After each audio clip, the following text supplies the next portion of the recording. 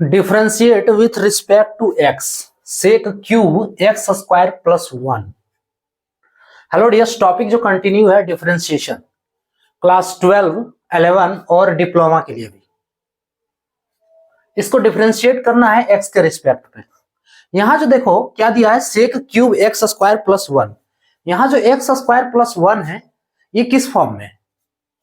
X square plus 1 जो है ये थीटा के रूप में, ठीक है। हम लिखते हैं ना सेक थीटा, ऐसे लिखते हैं सेक थीटा। तो थीटा के रूप में क्या है यहाँ पे? एक्स स्क्वायर प्लस 1 है। क्यूब जो ये लगा हुआ है पावर 3, ये सेक के साथ लगा हुआ है, थीटा के साथ नहीं। सो इसे हम लिख सकते हैं सेक एक्स स्क्वायर प्लस 1, ठीक है, इसका होल पूरा का क्यूब, है ना। ये पूरा का क्यूब करेंगे। अब देखो इसको डिफरेंशिएट करना है। इसमें जो सबसे पहले डिफरेंशिएट होगा फर्स्ट फंक्शन का। फर्स्ट फंक्शन क्या है? पावर है ना। ये जो पावर है ये फर्स्ट फंक्शन है।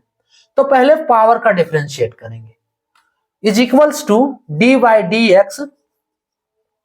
पावर का डिफरेंशिएट करने के लिए लिखना होगा d by d x sec, ये पूरा टर्म उतारना होगा।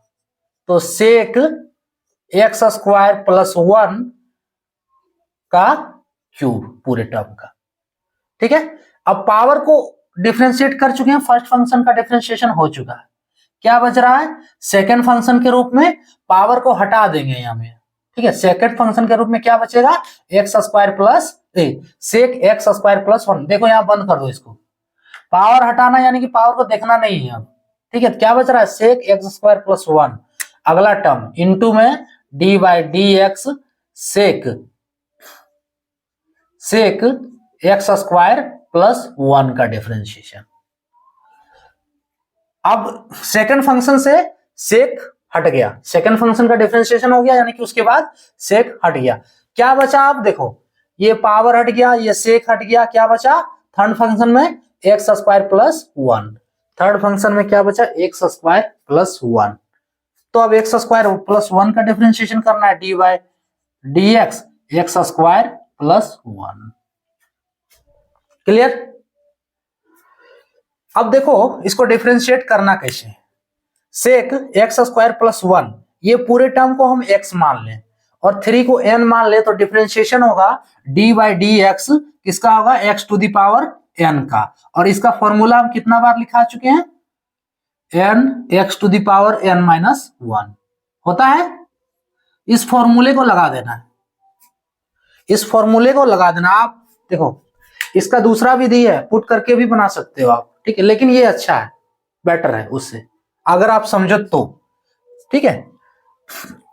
सो n x to the power n minus 1, n के रूप में 3, x to the power n minus 1, x के रूप में ये पूरा टर्म है।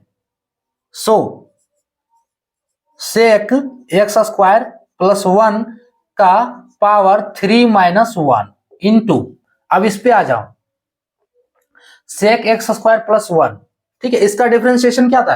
अगर ये एक्स स्क्वायर प्लस 1 को हम पूरा को x मान ले तो बन गया सेक एक्स, और सेक एक्स का differentiation sec x into 10x d by d x sec x. हम फॉर्मूला साइड में लिख रहे हैं, इसके बिना डिफरेंशिएशन होगा ही नहीं, ठीक है। D by d x sec x का डिफरेंशिएशन होता है सेक एक्स इंटू 10x, इसके बिना डिफरेंशिएशन होगा ही नहीं, ये याद रखना होगा आपको। सो सेक एक्स के रूप में x square plus 1 into 10x, तो फिर 10 के रूप में एक्स स्क्वायर प्लस 1, ठीक है, इंटू, अब इसका डिफरेंशिएशन कर लो, तो इसमें एक्स स्क्वायर का डिफरेंशिएशन यानी कि यही फॉर्मूला लगेगा x to the power n। So 2 x n के रूप में 2 x to the power 2 minus 1, differentiation over. अब सिर्फ आपका कैलकुलेशन रह गया। कैलकुलेशन में क्या करो? कैलकुलेशन करना क्या करो? क्या देखो 3 दूनी 6, यहाँ 3 को 2 से गुना करेंगे 6, और x का पावर 2 माइनस 1, तो x का पावर 1 ही होगा। सो पावर 1 लिखने की जरूरत नहीं, यानी कि 6x एगो हो गया, ठीक है। अब इसको लेना है, इस पूरे टर्म को इनटू में है, तो यहां पे देखो सेक एक्स स्क्वायर प्लस 1, सो सेक ये पावर देखो यहाँ पे कितना हो जाएगा, 2 हो जाएगा। सो सेक एक्स स्क्वायर प्लस 1 है ना, कि इसका पावर क्या होगा, 2 होगा। अब देखो इसका पावर 2 और यहाँ पे एगो और है सेक एक्स स्क्वायर प्लस 1, ये इनटू में, यानी कि इसका पावर 1 10, ये अलग है एक्स स्क्वायर प्लस 1। क्लियर। अब देखो इसका पावर 2 है और इसका पावर 1, यानी कि सेक एक्स स्क्वायर प्लस 1। देखो इसका ये पूरे टर्म को हम एक्स मान लिए, इस पूरे टर्म को एक्स मान लिए, ठीक है। तो एक्स का पावर 2 हुआ और इस पूरे टर्म को एक्स मान लिए, तो एक्स का पावर 1 है ना। अब इसको गुना करेंगे तो कितना होगा, एक्स का पावर 3।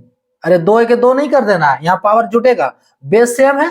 देखो ना बेस सेम है ना, इतना डिटेल तो इससे ज्यादा डिटेल क्या बताए।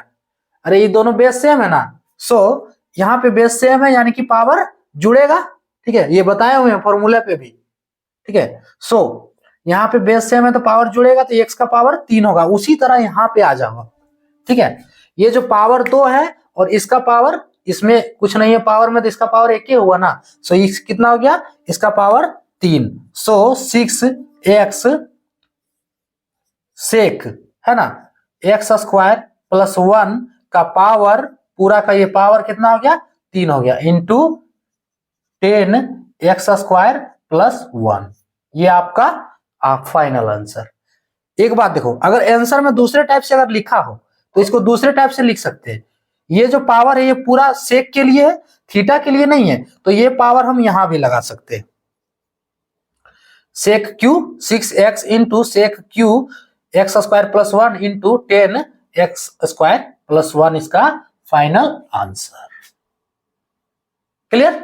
इसमें करना क्या है, देखो दिया है सेक क्यू एक्स स्क्वायर प्लस 1, तो ये जो क्यूब है वो सेक के साथ है, इसलिए पूरे सेक एक्स स्क्वायर प्लस 1 इसमें पूरा पावर किए 3। क्लियर। एक स्टेप। अब देखो इसमें सबसे पहले डिफरेंशिएशन किसका करना है, 3 का डिफरेंशिएशन करना है, 3 का डिफरेंशिएशन करना है। सो पावर 3 है तो इसमें 3 का डिफरेंशिएशन करेंगे तो पूरा का लिखेंगे ये टर्म, उसके बाद 3 को छोड़ देंगे, क्या बचा सेकंड फंक्शन में सेक एक्स स्क्वायर प्लस 1। अब सेक को छोड़ देंगे, फिर एक्स स्क्वायर प्लस 1। अब ई दोनों में जो फॉर्मूला लगेगा x to the power n। हम डिफरेंशिएशन यहां से पूरी तरह से कर चुके हैं, आप चाहो तो रिपीट करके देख सकते हो कि डिफरेंशिएशन कैसे किया गया है, ठीक है। और इसमें फॉर्मूला लगेगा सेक एक्स इंटू 10x। अब इसके बाद कैलकुलेशन है, कैलकुलेशन में ध्यान दे सकते हो कि सेक एक्स स्क्वायर प्लस 1 और into sec x square plus 1। Sec x square plus 1 का इसका पावर 2 है, इसका पावर 1 है, तो इसका पावर टोटल 3 हो जाएगा और इसको गुना कर दिए, फाइनल आंसर आपका। ठीक है, ये क्या है, हो गया 6x into sec cube x square plus 1 into 10x square plus 1 इसका आंसर। तो ये था टॉपिक। जय हिंद।